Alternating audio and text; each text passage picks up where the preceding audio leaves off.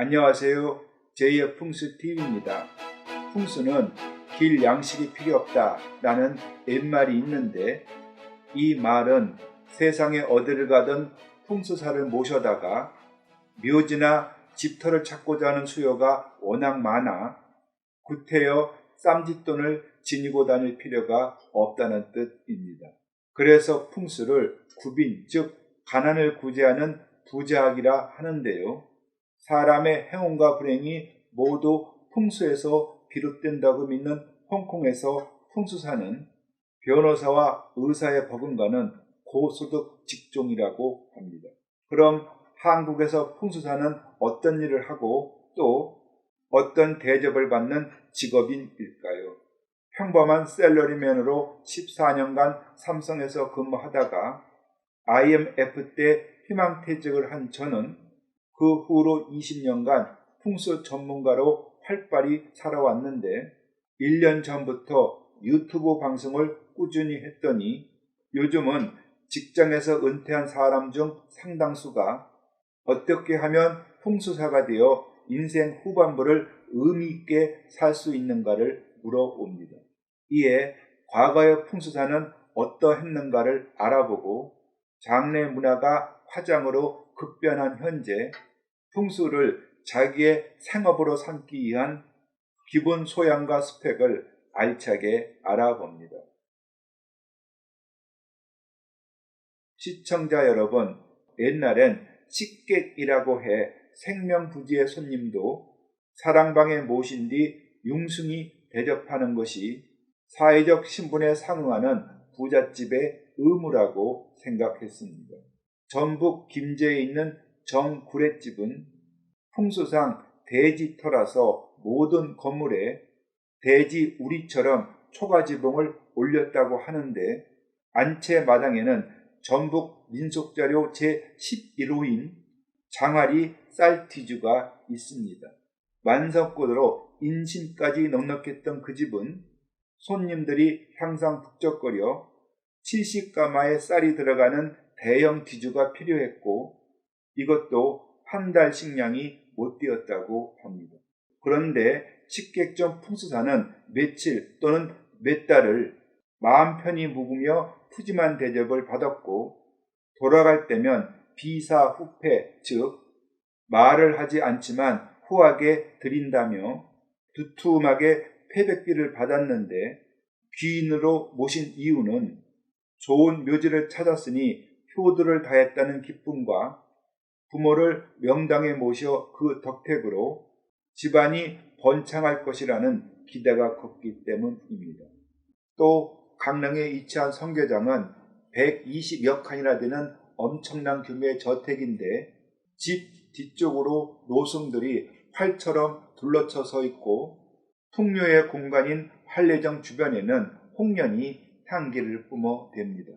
300여 년 동안 원형이 잘 보존되어 아름답고 격조가 높은 성교장은 그런데 식객의 수준에 따라 그 애호를 달리했다는 재미있는 이야기가 전하는데, 이 전통 가옥 중 눈여겨볼 것은 대문을 중심으로 20여 개의 방이 일자 형태로 쭉 펼쳐져 있는 행랑채입니다. 한 개의 방에 4, 5명이 잠을 잘 수 있으니 행랑채는 약 100명의 사람이 일시에 머물 수 있는 숙박소입니다. 이처럼 방이 많은 이유는 사시사철 전국에서 관동팔경을 구경하기 위해 찾아오는 유람객을 식객으로 모시고 숙식을 제공하기 위함인데, 주변의 경치가 좋아 한번 찾아오면 몇 달이고 머물며 떠날 줄을 몰랐다고 합니다. 선교장 주인은 매 끼마다 1인용 7첩 반상을 공짜로 대접하며 식객들과 대화를 나눴는데, 호호대만 멀쩡하고 수준 미달의 한량이라도 야박하게 떠나라고 말하진 않았습니다. 대신 밥만 축내고 오래 머무는 손님의 밥상을 차릴 때면 밥과 국 그릇의 위치를 바꾸어서 놓거나 간장과 김치의 위치를 바꿔 놓는 방법으로 은연중 떠날 것을 알렸습니다. 당시 상차림의 법도에 반찬 그릇마다 놓는 위치가 정해져 있었으니 그릇 위치가 바뀐 밥상을 받으면 식객은 눈치를 채고 보따리를 싸서 떠났다고 합니다. 그런데 성계장은 하늘이 족제비 무리를 통해 점지했다는 이야기가 전하는 명당터로서 풍수를 매우 중요시했으니 초대를 받아 찾아온 풍수사만은 고급 손님들만 묵는 큰 사랑채인 열화당에서 몇 달씩 머물며 집주인과 즐거운 대화, 즉 열화를 나누고 후한 사라비까지 받았을 것은 불을 보듯 뻔합니다. 이처럼 풍수사는 뜨내기 식객과는 달리 최고의 대우를 받는 귀인으로 세상에 풍미했는데, 그럼 조선시대 때 풍수사는 어떻게 선발되고 어느 정도의 벼슬을 지냈으며 또 어떤 대우를 받았을까요? 바람과 물의 흐름을 살펴 땅의 기둥을 판단하는 풍수사를 지사 또는 지간이라 부르는데, 지사는 보통의 풍수사를 말하고 지간은 음양가라는 과거 중 지리학에 합격한 사람이고, 상지간은 지간 중에서 관상감에 소속되어 궁궐터 왕릉의 입지 선정을 담당한 풍수기술관입니다. 그런데 작가에 합격하기 위해서는 한문에 능통해야만 했고, 청호경과 장경과 같은 풍수책은 배강과 배송을 해야만 했고, 또 선배 풍수사를 따라서 명산대천을 두루 답산해야 했으므로 평민이나 글을 모르는 무당, 점쟁이는 지관이 되기 어려웠고, 대개 학식이 뛰어난 양반 계층에서 지관이 배출됐습니다. 그런데 상지관도 왕가의 능지를 소점하거나 산릉을 조성하는 일을 실제 행할 때만 녹봉을 받던 임시직이었고, 만약 퇴임을 해 관상감을 떠났거나 또는 나라의 부름을 받지 못하면 녹봉을 받지 못하여 생활 형편이 어려웠고, 그럴 때면 부업으로 권문세가에 집터나 묘지를 잡아주며 돈을 벌어 생활을 했습니다. 그런데 한 번이라도 왕릉의 선정에 참여하면 실력 있는 지간임을 나라가 인정한 것이니 평생 동안 상지간 양반으로 대우를 받았습니다.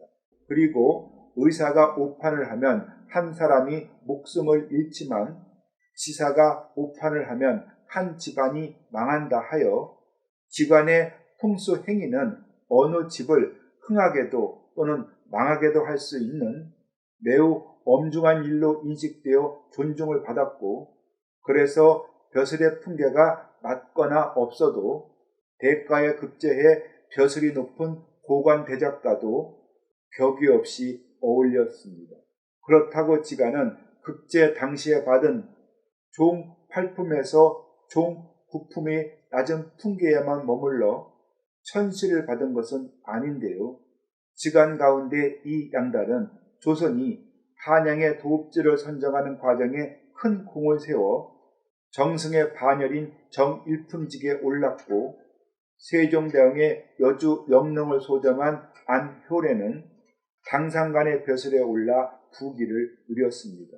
광해군 때 이 의신은 한양의 왕기는 이미 쇠하였으니 도읍을 교화로 옮겨야 한다며 교화 천도론을 주장해 유명하고, 교감 유록의 저자인 남사군은 아버지의 묘를 명당에 쓰고자 9,010장으로 거듭 이장을 했으나 9번째로 잡은 비룡 상천형의 명당이 죽은 뱀이 나뭇가지에 걸려있는 흉지임을 깨닫고 땅이란 제각각 주인이 있는 법이니 사람의 재주로 차지하기 어렵다고 탄식을 한 뒤 그저 흉하지 않는 곳을 택하여 10번째로 장사를 지냈다고 합니다. 자, 그럼 현재 한국의 풍수사들은 어느 정도의 실력을 지녔고 직업인으로서 그 장래성은 어떠할까요? 조선시대엔 과거를 통해 선발된 지간이 궁궐터, 왕실의 능묘와 태공의 소정, 그리고 산릉의 조성에 참여해 그 실력을 객관적으로 인정받았지만, 현대에는 국가 자격시험이 없으니 묘지의 소점, 건물의 위치나 방향, 사무실의 배치나 인테리어까지 자문해주는 풍수사의 실력이 어느 정도인가 가늠하기가 어렵습니다. 그래서 세상에선 풍수사의 실력을 보통 4단계로 나누는데, 상식적 수준에서 풍수를 아는 소관, 풍수의 재반 이론에 해박은 법안, 개안이 되어 기감으로 큰 땅을 찾아내는 도안, 그리고 귀신의 힘을 빌리거나 산매에 씌어 땅의 기둥을 판단하는 신안입니다. 여기서 학문적으로 논리적 풍수 행위를 하는 풍수사는 법안뿐인데, 생각해보면 인터넷이 널리 보급되기 전에는 자신을 도안 또는 신안이라고 주장하는 사람들이 한국 풍수계를 주름잡았습니다. 전주 모악산에 있는 김태서의 묘를 보고 김일성의 사망을 맞추었다는 S씨는 오대산 정멸포궁에서 기도를 한 후 땅 속을 유리관을 들여다보듯이 훤히 바라보는 신안이 열렸다고 했고, 정계 재계에 여러 이름난 사람들의 묘지를 잡아준 J씨는 태백산에 들어가 천문지리를 공부하던 중 3년 만에 해안이 열렸다고 했습니다. 그런데 신안은 풍수를 학문적 판단, 즉 학자 풍수가 아니고 주관적 내지 술수적 판단, 즉 도사 풍수이기 때문에 사람들이 훅 하고 빠져들기는 쉬우나 묘지를 선정하고 장례를 주관한 전 과정을 무슨 사고 원리로 어떤 의도로 어떤 상황에서 결정했는가를 풍수의 오가, 즉 용, 혈, 사, 수, 향에 맞춰 꼼꼼히 설명하거나 또는 글로 적어줄 수가 없습니다. 그 결과 그들은 당대의 풍수국사로 불리며 부귀와 명예를 누렸지만 일각에선 엉터리 잡술이니 혹세무민하는 미신이니 하며 혹평을 했습니다. 그런데 21세기에 들어와 한국 풍수계는 산정벽해가 일어났는데, 첫째, 옛날 풍수사들의 주된 짭인 묘지와 관련된 일이 거의 사라져 풍수시장이 축소가 됐고, 둘째는 책이나 인터넷 홈페이지의 수준에 따라 풍수 실력이 백일하에 드러나니 도사 행세가 불가능해졌고, 셋째는 고객에게 말이 아닌 글로 적은 풍수 보고서를 발급해주는 시대가 됐으니 현재는 기도하고 돛담는 신안 풍수는 저물고 풍수를 공부하고 논리로 무장한 법안 풍수가 부각된 점입니다. 우선 요즘은 수목장을 하겠다는 사람도 많고, 또 화장을 하면 그 후손에게 좋거나 나쁜 영향을 미치지 않으니 구태여 풍수가 좋은지 또는 나쁜지를 따지는 사람도 드뭅니다. 그래서 초상이냐면 우선 모셔오던 시골 지간도 이제는 찾아보기가 어렵습니다. 현대는 일부 기업에서 이왕이면 다홍치마라는 심정으로 풍수를 의사결정에 필요한 제3의 정보로 인식하고 있는데, 기업을 상대로 건물, 토지, 사무실에 관해 풍수 자문을 할 때면 대개 최종 결정권자인 CEO보다 실무자를 상대하기 때문에 풍수사는 어떤 의도로 어떤 상황에서 대상지와 물건의 기둥을 판단했는지를 글로 쓴 문서, 즉 풍수 결록을 반드시 발급해 줘야 합니다. 그러면 CEO는 풍사를 따로 불러 그의 의견을 듣지 않고서도 경영 의사결정에 풍수 정보를 참고합니다. 그런데 만약 풍수의 책임 보증서인 결록이 없다면 풍수사의 난해한 말을 이해하지 못한 실무자는 CEO에게 보고할 때 제대로 봤나며 꾸중을 듣기가 십상이고, 그러면 다시는 풍수 의뢰를 하지 않을 것입니다. 그것은 의사가 진단 소견서를 쓰지 않는 것처럼 실력 있는 풍수사가 아닐 것이니, 풍수 보고서는 이제 현대 풍수사의 선택이 아닌 생존의 필수 조건이 되었습니다. 풍수를 직업으로 삼고자 하는 사람들은 꼭 명심해야 할 기본 소양이고, 또 풍수학의 바탕을 두고 도해를 첨가해서 이해가 쉬운 보고서를 쓰는 것은 주 고객인 기업이 기대하는 대우받는 풍수사의 스펙입니다. 또 풍수를 의뢰할 때면 풍수사에게 결록을 써줍니까 하고 사전에 물어봐야 합니다. 왜냐하면 도사 행사만 하고 결록을 못 써준다고 말하면 풍수사의 실력을 믿기가 어렵고 그의 말이 언제 뒤바뀔지 모르기 때문입니다. 자, 그럼 한국에서 풍수를 생업으로 삼고자 할 때 그 장래성은 어떠할까요? 예, 풍수사의 장래는 매우 밝습니다. 우선 수입은 자문 건수와 자문료에 비례하는데, 자문료는 정해진 것은 없고 풍수 용역의 내용과 범위에 따라 고객과 협의하여 정하는데, 풍수 현장을 살피면 보통의 풍수사는 건당 30에서 50만 원을 받고, 유명하다면 서로 협의해서 정하는데, 타기한 S풍수사는 한 번의 출장 감결에 333만 원을 통장에 입금시키라고 해 세간의 화제가 되기도 했습니다. 요즘은 기업을 상대로 한 자문이 대부분인데, 사전에 풍수사의 이력서와 견적서의 제출은 필수이고, 풍수 감결로 보고서를 납품하고 자문 용역이 끝나면 세금 계산서를 발행하니 개인 사업자로 관계기관에 등록을 해야 합니다. 자, 시청자 여러분, 옛날의 지관은 왕가나 양반가의 묘지 소정과 장례를 관여하며 평생을 대접받고 살았는데, 현대에는 화장이 유행하면서 초장이든 이장이든 묘지 일은 거의 사라졌습니다. 그렇지만 풍수는 자연의 길을 잘 활용하여 집과 건물 등 삶의 터전을 잘 꾸미면 사람이 보다 건강하고 부자로 살 수 있는 지혜가 듬뿍 담겨 있습니다. 이것은 정신적 위안을 주어 세상이 발전하면 할수록 풍수사를 찾는 사람들이 더욱 많아질 것입니다. 네, 맞습니다.